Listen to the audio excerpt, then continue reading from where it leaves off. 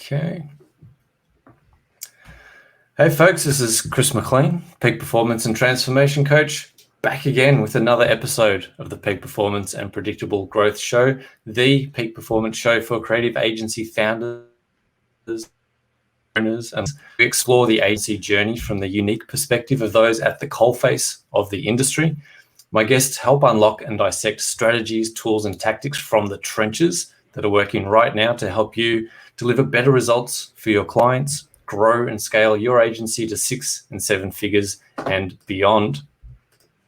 My guest today is the wonderful Damon Burton. He's a Forbes contributor. He's an SEO author. He runs a company called SEO National. He's a husband and father of 3. He founded a successful 7-figure agency in 2007, right before the GFC kicked in 2008, which is something we're going to get into today. In the past decade and a bit, he's written a book on SEO. He writes for Forbes as a contributor, spoken at conferences, has been featured on BuzzFeed, USA Weekly, and optimized websites for Inc. 5000 companies, NBA teams, and businesses featured on Shark Tank. Plus, he has a beard, which is probably the most exciting part. We love a good, as we were saying, we love a good bit of facial hair here on the show. So it's going to be a powerful, very manly episode. Damon, welcome. Amazing to have you here. Thanks for coming on. Thanks. Well, Chris, you hit the best of it. We've now discussed that I have a beard. So thanks for having me, everybody. It's been a pleasure. Right. Best episode. Yeah, I'm looking forward to chatting with you. Yeah, so let's rewind all the way back to 2007 when you founded SEO National, because I think at this point in time, this juncture of time that we're sort of rolling out of 2020, which was a pretty tough year for a lot of people, or maybe it wasn't. Maybe it was a year of opportunity and growth for some people. Let's go back to 2007. You're starting an agency. You've made that decision, and then 2008 hits and the GFC kicks off. How did you get through that? What sort of carried you through that and enabled you to eventually grow a 7-figure SEO agency? Yeah, there's certainly a lot of little points on the journey that kind of stand out. None of us knew that 2008 was going to be a recession, just like none of us knew that COVID would be some sort of black swan that came in. So in some ways, I was fortunate in some ways where I didn't really have to be directly aggressive to try and compensate and offset what was going on in the recession. But that was because of other ways that I was intentional. And I think a lot of those reasons are applicable now. But what I think led to my success in 2008, so 2008 was one of the bigger years that my company had. And that's relatively speaking. I mean, relatively, because in the first year, it was largely just a one-man show. I think I was probably about the 2-year mark before I really started adding any team members. But it's the situation is very similar to now, at least for my business, because 2008 grew a lot and 2020 was the best year we've ever had. In 2021, we're only we're 2 months into it and it's already on track to even outpace 2020. And I think the reason why we're growing and why we grew then is because of the transparency and the expectations that I set with the people that we do business with. And that's always just been a model that I focus on is, look, a lot of the listeners, especially in the digital marketing space, you're fighting against the bad guys. There's a lot of bad guys that are out there that take advantage of the mysticism and the intangibles of digital marketing. And so you have to come in there and proactively be the person that sets expectations. And even if you weren't fighting against the bad guys, you should do that anyway. And that's probably the situation for me in 2008 was I just did it anyway. And then I've embraced it now because I realize how beneficial it is. And so, for me in the SEO space, it's a slow game. And so I tell my customers why it's a slow game and I educate them. That helps set expectations, which builds trust, which makes a better client, which then they help you help them be more successful. So, I mean, there's a lot of little stories that we could talk about to emphasize that further, but I think my attempt at a short answer is to really set expectations and be transparent. And when we go into negotiations before a campaign launches, we set expectations. We remind them of what those expectations are in the written contract. When we launch, my team has reminders in our project management system that says, day 1, this team member emailed these expectations. Day 5, this team member emailed these expectations. So I think people are looking in a recession are looking for people that actually have their their best interest at heart, that they can trust to stretch that dollar further. And so I think it boils down to who they feel more comfortable with. And, for us in round 2 of a recession, we've been fortunate enough to establish that track record where as people contract elsewhere, they're going to double down on the places where they feel most comfortable. And so I think that's why it's been a safe place for us this year. Yeah, and safety is a key word there. From a client perspective, right? When the economy's shrinking and there's volatility and uncertainty out in the world, there probably is that natural kind of inclination to kind of shrink and get really, really focused. And from that perspective, I think exactly what you're saying, that's a really nice way to put it, that when that client's in that position, they're really looking for that trusted advisor to come in and give it to them real. So I'd like to maybe talk about that a bit more. That I like that idea of being very, very intentional. And I think there's that piece you're saying about setting expectations. I've seen a few conversations recently sort of on LinkedIn and different platforms where a lot of agencies, I think, don't get that part right. They don't set the expectations even for themselves, for their own business, with their teams, with that client expectation, and that can derail the whole process. So maybe you could talk about how do you set that expectation and how do you embed that sort of in the culture of what you do and how you work with clients? Yeah, why don't we split it into 2 different topics? So I'll answer setting expectations with the client first, and then maybe we take a pause there and then can elaborate on the team side. So with clients, I can give a very specific, tangible example of how setting expectations is valuable. Now, a lot of people in digital marketing, they are scared to go into the granularity and get specific with the processes. And I actually tell clients on the other side that are window shopping, like, I have no problem telling somebody that if they come to us on a lead call and say, well, I'm going to shop around, great, go for it. Here's the questions to ask. Like, I will arm leads with ammunition of what they need to figure out to make the right decision for themselves, because I want somebody that's willing to come in and go, okay, I've talked to the other people, I trust Damon's judgment, let's go. I don't want any of that hesitation. So like with clients, where we want to start with expectations, the tangible example, real life story, was how we got there's one story where we got 3 clients in 3 weeks from one LinkedIn post, maybe 4 weeks. So what happened is I made a post on LinkedIn. LinkedIn is largely my platform of choice. And so I get on and I make a lot of posts. And when I post on there, I do not have a call to action. I do not send anybody to a lead magnet. I do not send anybody to an opt-in form. Instead, I identify a pain point or problem with my audience and I say, here's the problem, here's the answer, the end. And so the reason why I do that is because that establishes trust. And so then I always stay top of mind. And you wouldn't believe how many referrals I get from people that I have no idea who they are. It's probably weekly where I get somebody that sends me a message that says, hey, I had a question about SEO and so said you're the man. And that's because I subconsciously establish trust with a large audience, because I don't ask them for anything. And instead, I give them something. And so then there's several layers of benefits to that. There's the trust factor. And then when they come in and it is the right time for, like, I don't want to go through the gross sales process. More power to the people that love the sales process. I'm not knocking it. But for me, like, I don't want to get in there and beg for $1. I don't want to try and tap into the pain points and lean on them at the right time. So when these guys, when I'm top of mind and a lead hits me up, there's almost no sales discussion. It's like, hey, I know you do SEO. And I've even had people go so far as, look, I don't want to talk about SEO. I just want to talk about where we start. Or I just want to talk about, like, everything but me giving you money, because here's my money. Because they trust me and I've established that I'm an expert in what I offer. So now where this turns into a couple clients is I make a post, then a gentleman reaches out and says, hey, we're looking for SEO. Can we meet? He happened to be local. Most of my clients I've never met, which further underscores the value of building trust.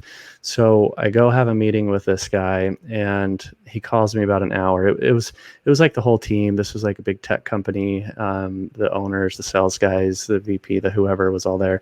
And they call me about an hour later, the gentleman that set the appointment, and he says, hey, I want to tell you thanks, because it's not often that you leave a sales and marketing meeting not more confused.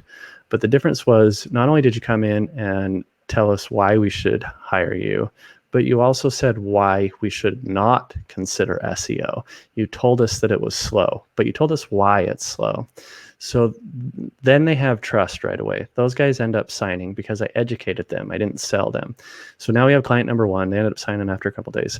So then after working with these guys for 2 weeks, we walked through the sales or the onboarding process. And maybe that's another topic we could talk about, is setting expectations through the onboarding process. But we signed these guys up, launched them. They were only a client for 2 weeks before they said, hey, I want to introduce you to this law firm. And so he introduces us to who at the time was a neighbor that was the marketing manager over this big law firm. So now we got they end up closing. So now we have 2 clients within about 2.5 weeks from one LinkedIn post. Now, 1 week after the new law firm client, they said, hey, I want to introduce you to the Utah Jazz. So first of all, I said, yes. Second of all, I said, who are you? Because how do we get from this law firm guy that I've been introduced to for a couple of days to introducing this NBA team? Yeah. Well, come to find out, he was the exiting vice president of their new team store retail division. And so as he was exiting because he was going to take a position helping the family law firm. So it was more of a personal interest for him to move. So some of his last responsibilities were to fill the marketing roles. And so now we end up signing with the Jazz. So now we have 3 new contracts within 3 to 4 weeks from one LinkedIn post. And every single one of those we closed because we were clear in setting expectations. And then probably the last thing I'll say on this topic is, with scoring the team store with the Utah Jazz, I could have spent endless amounts of money on paid ads, Facebook ads, Google ads, postcards, mailers, anything. And I would have never got my foot in the door with the Jazz. And so that also goes to emphasize the value in building relationships. And I think it's not like with paid ads. I think paid ads are fine. I'm not the marketer that says this is the only way, that's the only way. But I think there are some circumstances where some different types of marketing you can layer. Some doesn't make sense to do SEO. Some it doesn't make sense to do paid ads.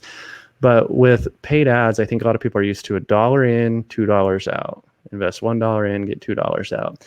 And yeah. I think with building trust, it's totally scalable because it's the majority of what we do, but it may not be $1 in, it may be $1 in, nothing out, nothing out, $1 in, $10,000 out.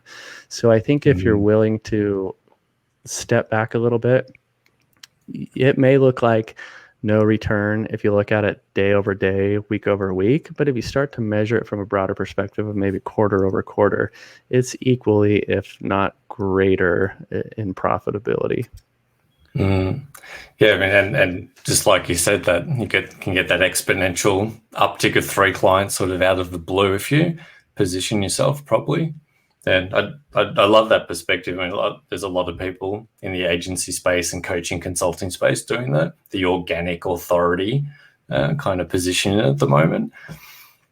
How many of them actually are genuinely authentic about that? Feels like there's a bit of disingenuity, disingenuity, if that's a word, in that space where they're doing the I'm being authentic. So it's like it's a forced authenticity, which for me sort of comes off as inauthentic, right? When you're pushing something. So I really like what you're saying about you build that trust by being open and honest and giving both sides of the story. So I think that's a great point you make there about being willing to step in and say, look, don't hire me for these reasons. Don't do don't do SEO for these reasons. But if you do, I think that's a great sales tactic, marketing tactic. And clearly it works. Yeah, you bring up a good point about authenticity versus, true, genuine authenticity. Because before I really double down on the, we'll call it social proof, the social proof process. I've had my agency for 14 years, but until about 2.5 years ago, I didn't really do this. This is relatively a new process for me, but, prior to that, we just grew by referrals, which is great. We still grow a lot. But when I got into the social proof thing, it was largely what you said. Like I see all these other quote unquote gurus and experts doing the the bait and switch, the lead magnets, and like I just felt gross. Like I could see it working, and I'm not discrediting them. If it works for them, that's great, but it just didn't feel right for me. Or like the example that's probably more in line with what you brought up is like they give the transparent post or the implied authentic post, but then the last line is, if you want to conquer this, click on the link in the first comment below. And then it just kills everything that you just read. So for me, it took a while, you know, that 2 year, it was November just over 2 years ago when I started really going down this path is I actually deleted all my social media because I just wasn't really using it. And when I was on there, it's the same stuff we're all used to, just the drama and the braggers. And so I took a time out for probably a month. And then I said, well, why can't I do it the way that I want to do it? Why can't I still talk about the personal stuff, my wife, my kids, the family things, but blend that with giving away free advice without the calls to action and all that other stuff? And so it took a while to figure out what that voice was. But once you figure it out and you can really come to it from an honest position, I mean, it's paid back, you know, an unquantifiable way, even beyond the financial return. I mean, I don't want to go too far down these other paths, but like, you know, some of these other things that just some of the quick highlights are like, I've been asked to be a godfather twice. I've been asked to be in a wedding in the Philippines, but I couldn't go because my wife was due at the time. And so they had a life-size 6-foot cardboard cutout of Damon at this wedding, and like in the line, in the pictures with the family. So like I bring these up because like they're super funny, interesting stories. But like if you think about how much emotional appreciation is behind the willingness to go that far to ask somebody that you at the time never met in person, at the time had never spoken face to face, but you've established such trust and relationships that they'd make that strong of a gesture. You know, I've had endless, you know, probably 3 to 5 times a week, I get some sort of really heartfelt personal message of gratitude of, you know, thanks for sharing the story, or thanks for giving me the confidence to address whatever, or thanks for just anything. And so I think the value in this goes way above and beyond just monetary, which then, if you want to focus on monetary, usually ends up coming back down the road anyway. So my whole motto is give without expecting anything in return. Mm-hmm. Yeah, so literally about to say, it sounds very much like the law of reciprocity, which is that idea of you get what you receive as much as you're willing to give out, as much as you're willing to contribute. But I think this is a really important discussion point, and for me personally, I like to live in this sort of this spiritual business space, if you would call it that, where business is it's about us, right? When I go to buy something in this day and age, I'm buying the personality more than the services. And I think social media can be a great space to bring that to life, as you're saying, by connecting that here's Damon the person and here's Damon's business. And if you can find that balance between the two, that's where people go, I'm buying Damon, I'm buying this guy that loves his kids and that goes on holidays and does all this stuff that resonates with me, and the business becomes almost secondary, right? The business is, I want to hang out and be around this person, and they're also great at business, and that can help me. So how did you say that's quite recent? How did you really find that alignment between bringing work and personal into essentially a personal brand, and saying this is my personal life, this is my business, bringing that together, I think can be somewhat challenging for people. How have you gone about that process? I think that's really interesting. For sure. Yeah. There's a little bit of trial and error to it, because for me, the balance I had to find was, the clear side was on business. Like, okay, I like talking business. I like talking SEO. I like talking about entrepreneurship. That's easy. The part that was hard for me is I personally, as Damon, don't mind being very public. I don't mind sharing my story. I don't mind sharing my ups and downs of an entrepreneurial journey. I'm also very open about my affection and appreciation for my wife and kids. But the line that I had to figure out was I am hyper private about them. So I'm not I'm totally cool with being like, I love my wife. We've been married this long, but where I draw the line is I don't showcase, I don't, just today is a perfect example. I posted a picture of my kid at the bank. One of my kids is 10. He's had a savings account for a while, but we went and set him up with a checking account so he could have a debit card, because when there's things he wants to buy online for like gaming or virtual currency, he'll come to me and say, Dad, here's $20. I want this thing. But I thought, well, now we can go to the next level. He's already knowing how to manage his money and spend the $20 on the things that he deems worth $20. But then I'm in the middle. He has to come to me to gatekeep the ability to purchase it. So I said, let's remove the gatekeeping. Let's set him up with a debit card. But so like, that's like perfect. Like, I like talking about those things. I like talking about how proud my son is. I like talking about, and encouraging other parents and fathers, but I will not show anything identifiable of my kids. So the picture is of the back of his head, but it's a real picture. Like, it's a real picture I took off my phone. So I'm not like staging anything. But when I have these opportunities to talk about my wife and my kid, I have to draw the line of, okay, I'm fine saying I'm a father of 3, but I'm not fine disclosing their names. I'm fine being a father of 3 and having elementary age kids, but I'm not fine talking about what school they go to. So I had to, figure out where's that line for me. So the listeners, they need to figure out what that gray area is, where they start to feel a little bit of uncomfortable, where they start to feel like they're crossing a line. And then for me, I would go through trial and error where I would post something, and if I felt fine, and I was done. But if I felt a little hesitant, then I'd post it. And then once you hit submit, like, and so then I'd go, oh, that went across the line, and then I'd hurry and delete it. So pull it back in, undo. Yeah. So I had to do that for a couple weeks. I think it probably took me 6 weeks, 8 weeks before I kind of felt like I was in a groove. So figure out what those boundaries are, and just do a little testing and see where you're comfortable. Yeah. I mean, I love that you're willing to put yourself in the public space, but sometimes there's too much information, right? And too much public for the people that you care about. You don't necessarily want your entire life broadcast, although some people do want their entire life broadcast, because occasionally, I think for me, it feels like when you're broadcasting too much, it's covering up for ineptitude in some other space. But yeah, I see some people who are wildly successful, but they've gone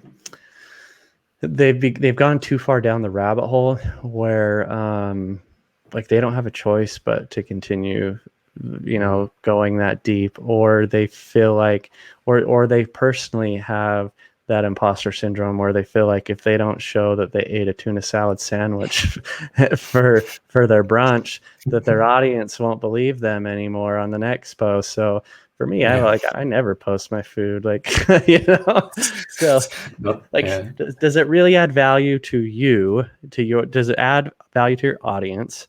Does it enforce your area of expertise? Does it add credibility? Does it add relatability? So for me, like, if it doesn't bring a value to the listeners, or it's not something that I'm proud of sharing, then I think that's where I go, it's not worth throwing out there. Yeah, and that's really comes down to self-identification and having a strong value system, right, that you can pick and choose from. That's a massive part for business owners when you're trying to build that personal brand, and just for business in general, is to have some kind of guidance system and say, is this decision based in what I believe in? Is it taking me towards my purpose, my passion, my mission? Is it actually aligned to my values? I think business owners, particularly in agency, because we just get hectic and we're creative and it's hard to focus sometimes. If you don't have that value alignment and some kind of backup to go, is this decision backed by actually what I genuinely believe in, where I feel like I'm going? Because otherwise you can make decisions that are leading you down a rabbit hole that is sort of called the road to nowhere, right? You make decisions that are taking you somewhere, but unless you know that decision's backed by something substantial for you personally, it can take you and your business to a place that's not where you want to take it. I got a perfect example.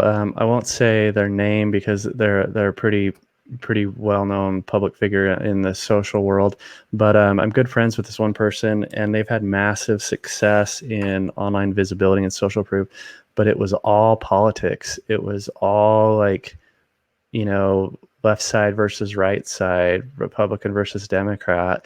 And this person wasn't wrong because they are a very political, strong-minded person. But I think what happened is they took one step too far and fell off a cliff, where it's like, okay, this is me, but like when comparing it to me and like, talking as a father and a husband, that's me too. But the line for me was identifiable information about my kids. That's where the cliff started for me, and I stopped. But for this person, it was exciting and it was sexy and they were getting traction, but they fell off that cliff and they ran with it for like a year, and their posts got massive engagement. I mean, thousands of likes, dozens of shares, hundreds of comments, damn near every post. I mean, it was admirable, but I wouldn't want that visibility. I wouldn't want that toxic audience. And they reached out to me just probably less than a week ago and said, hey, I'm thinking about moving social platforms. I'm glad I went down that rabbit hole. I learned a lot. And like I said, I don't think they were wrong, but I don't think they thought down the road about how far off the path it could take their trajectory. And the vanity metrics and the engagement just became too attractive that it kind of blinded them for a while until, here they are a year later going, crap, I need to correct course. So I think there's a big difference between like, running with something that seems like it's working versus, keeping your eye on the prize and making sure you don't get off course too far down. Yeah, amazing story. And vanity metrics versus tangible real world that's a whole other conversation. I think there's some massive value in people if they actually tease apart a lot of what you actually just, there's a depth in that, particularly when you're trying to put forward a personal brand that is still also a business brand. And where do you find that line? How do you define your cliff edge? I really like that analogy of where am I willing to step up to, and at what point do I say, look, that's enough personality, that's enough, sharing for me. What was funny is I said, dude, because I've paid this guy, like I've paid him for his services. I know what he's an expert at, but I paid him like right before he jumped off the cliff. And if I would have paid it, if I would have been exposed to him maybe 3 months later, I would not have paid him, because it didn't discredit, he's still an expert at what he does, but he would have lost me. And so I even told him, I said, dude, I know what you do. And from your posts, I have no idea what you do. And he writes back, LOL, nobody does. and so, I mean, that underscores the point. Like, here's this person himself saying, I'm getting massive exposure, but nobody knows what I do. Cool. So like, what's the point? Why are you getting all the vanity metrics if you can't convert them into some sort of value? Yeah. It's an easy world to get lost into, and it comes back to self-right and self-worth. And if your self-worth's off kilter, those vanity metrics can be a real pull, where you're getting those likes and you're getting comments and you're getting that sort of fan base that can be quite intoxicating. Yeah. But is it generating business, right? Is it putting food on the table? At the end of the day, you got to balance the two. So yeah. Great story. Realize we're coming. I want, as you said, back to personal brand, your personal values. How do you then pull that back to your team and make sure that your company and your team is also aligned to that same value system? Yeah, I lean heavily on documentation, and I set expectations with my team as well. So when we grow, my team prior to last March of 2020, I had never met any of my team in person. Even then, I only met 6 of them out of 20 at the time. And so now I'm creeping up towards 30 team members, and I've still never met more than those 6. And so that kind of emphasizes like the ability to build and bond, build relationships, build a culture, even without meeting anybody. And I think that's even more important now because of the whole COVID thing. So my team's always been remote. So I've been very fortunate when COVID hit, I didn't have to change anything. So, but the processes behind my approach to running a remote team are hyper important nowadays because of the COVID thing. And so I think the different bullet points I'll touch on is it starts with documentation, because when I hire somebody, I can find 1 million web designers, I can find 1 million copywriters, I can find 1 million developers, but I cannot find 1 million people that also have the combination of me wanting to work with them and being likable and fitting into the culture well. And so when I hire, I'll vet the skill set, but that's not my final judgment call. Like, what I end up hiring them on is if they will fit and maintain the company culture. And it's not even really culture, it's just likability. You know, I talk to my remote team, most of the time we talk via Skype. So half my team's in the States, the other half is in the Philippines. And so Skype is like a central platform where we can all talk. And when I'm talking with them, most of the time it's not about business. It's about, you know, some examples are, one of my team members was recently married, and so he's asking, you know, about marriage advice. And then two of my other team members, they're married, and they just had their first kid like 2 weeks ago. And so, you know, a lot of times prior to the delivery and then up until after delivery as well, like they're asking parenting advice. And so I'm trying to figure out ways where I can be intentional with my relationship with them beyond work, because with work, that your team is going to be as good or as bad as the documentation you provide them. And so what I did is I went through this long documentation process. It was probably about 8 years ago, where I went through, I had an opportunity to meet a VC that said, hey, we're considering buying. I had a VC introduced through a mutual friend, and the mutual friend said, hey, I'm building a marketing company, but we don't do SEO. This VC wants SEO in the bundle. Do you want to come entertain a conversation? So I went and talked with these VC investors, and I ended up saying no. It was, you know, a gross conversation. But what I took away from that conversation was, if you ever want to sell, buyers want two things. The first thing they want to know is, where is the fire? Where's the fire so they can throw more fuel on it? Where are your cells? And then the other thing is, they want to take the keys and run. So you have to have documented processes. So after that, that's when I sat down, and at the time I was also listening to E-Myth Revisited, and that book basically tells you build a business that's dependent on processes and not people. Because the problem you run into is, if you lean entirely on the skill set of a person, your company is only as good as that individual person. And if they leave, your company is now less effective. So instead you build the processes. So as long as you have somebody with a decent skill set, they can follow the documentation. So after that VC and listening to E-Myth, I took the time to document. You know, we already had processes, but some were in my head, some were in a spreadsheet, some were on a Word doc.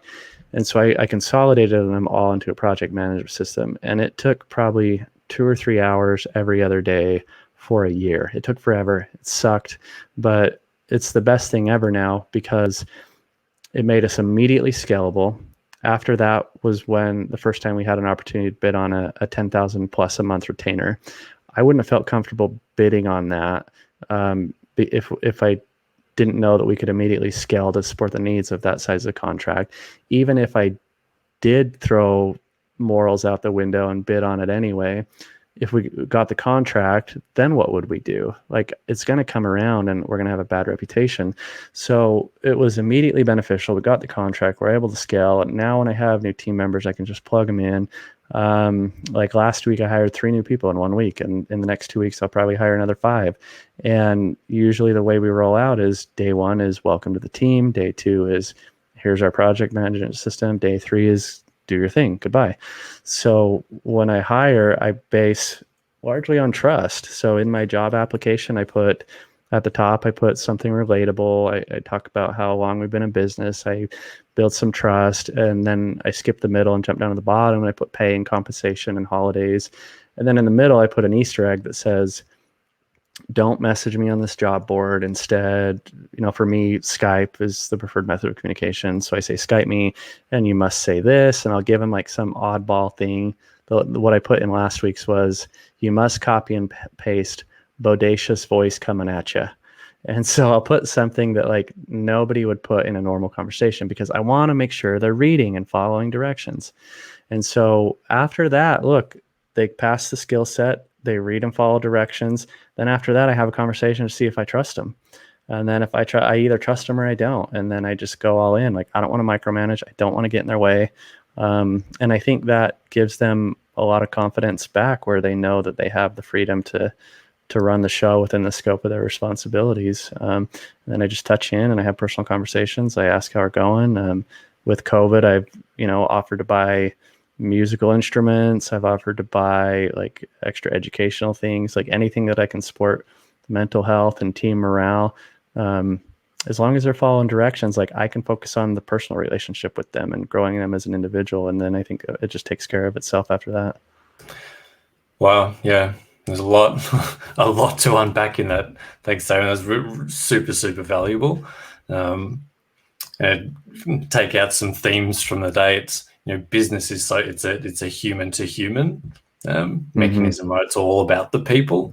And at some point when you move from it's just yourself as an entrepreneur, anymore becomes about relationships and people. So you really have to have that, some level of emotional intelligence to manage that.